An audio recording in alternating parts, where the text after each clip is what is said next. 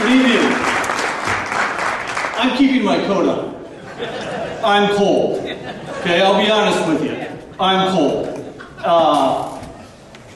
To be honest, I think too many people have been told that the sun is shining when it's not, that it's warm when it's cold out. We've got too much out of our current governor with that right now. My name is Chris Rants. I'm from Sioux City. We're, by the way, 65 degrees out this evening. I'm a state representative from up there. You can pick up one, if you haven't used it for kindling already, you can pick up one of my little sheets of paper on your table there, learn a little bit more about me. I used to work for a company called Met's Baking Company. And that may not mean anything to you, that name, but we were old homebred. Keep on trucking cafe. I did environmental compliance for Met's for a long time, which meant I pulled underground storage tanks, got clean water permits, and I dealt with cap and trade because the US EPA back in the early 1990s decided that the great smell of baking bread coming out of ovens, that was a source of global warming, and they were going to regulate us. So I used to deal with regulatory agencies in about 18 different states. And I learned how to apply what I learned in the private sector to working in state government. I did a part-time gig, part-time legislator, full-time employee for the Mets family. And I learned really fast why our company liked doing business in some states and not so much in others. And unfortunately, Iowa always seemed to be in the not so much in others category. I want to talk to you tonight about just one issue. Time is short, everyone's cold. I want to talk to you tonight about just one issue because it is what is in the news today. The governor came out this last week with his 10% across the board cut, and a lot of people acted like they were surprised by it. Ladies and gentlemen, there's nothing, absolutely nothing to be surprised by. I've spent a lot of time this week talking to school board members around the state about the impact that it's going to have upon them. Here's what I'm not sure if you know the answer to this question, so I'm going to ask you. Does anybody know what the impact is to the schools in Polk County? Anybody? Put a dollar number to it. Anybody put a dollar number to it? 36 million is what's being cut out of Polk County school districts. Problem is the kids are already in the classroom, right? Teachers were hired last summer. When a lot of us were saying, have a special session. Storm clouds on the horizon. The governor says the sun is shining. Not a problem. Repeatedly, call a special session. Do it before the kids get back in the classroom. The governor now says he's going to make a 10% across the board cut. He tells you as property taxpayers, don't worry. Because in January, when the legislature returns, I'll tell them to pass a bill that says they can't raise property taxes. If you are a school superintendent, are you going to wait until January to make that decision? I don't think so. See, ladies and gentlemen, that's the problem we have with this governor.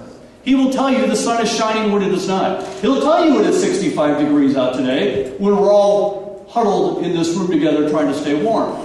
He won't be straight with you. Ladies and gentlemen, I'll be straight with you.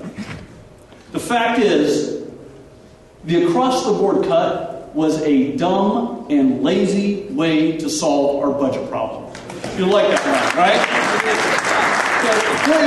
There is a lot smarter way to deal with it. Make no mistake, spending has to be cut. Okay? I actually applaud Governor Culver for going beyond what he had to do to balance the budget, going to 10%. But an across-the-board cut is a dumb and lazy way to do it. It says that we'll continue to, instead of spending $11 million on buying new cars for the state fleet, instead of spending $11 million, we'll just spend 10. I would suggest to you that $10 million could go to avoid raising property taxes here in Polk County. The governor says instead of spending $25 million on his power fund, which exists only for a campaign commercial, now we'll only spend $23.5.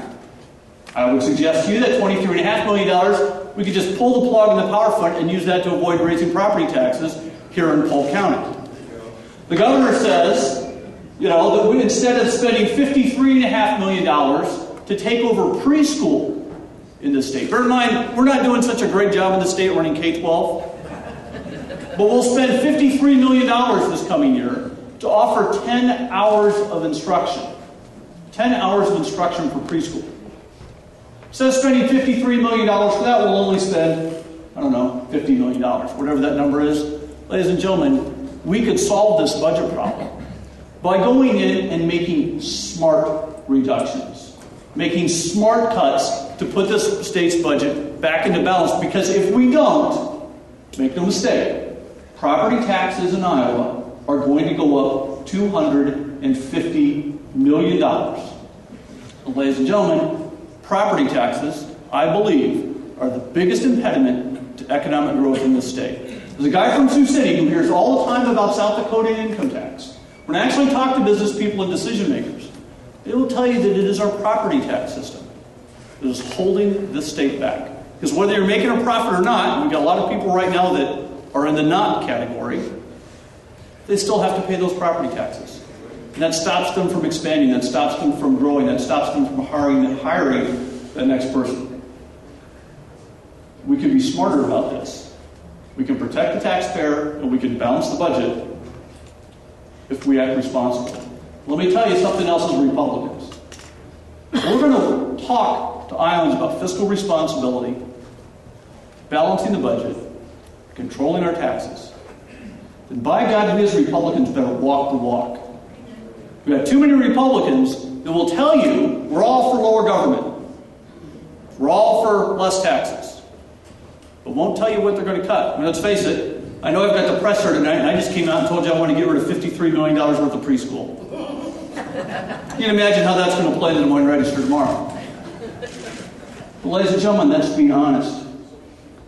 That's walking the walk, and not just talking the talk. We Republicans better be thinking about that as we move through this primary system. As we move closer to election day. Because there are a lot of folks that will tell you, I balanced the budget. Really? I'm for lower taxes. Really? Because if we want to earn the trust back of Republican voters that left us, if we want to earn the trust back of those conservative independents that left us, then we better make sure that the Republican nominee next summer is a Republican who walks the walk and doesn't tell you that the sun is always shining or that it's nice and warm out when we all know differently.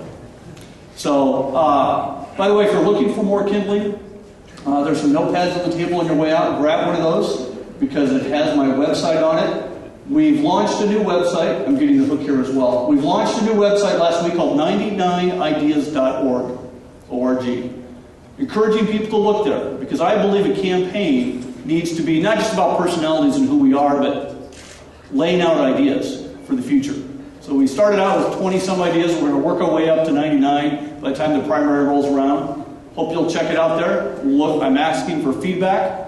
And of course, I'm asking for your support. Thanks for the time this evening.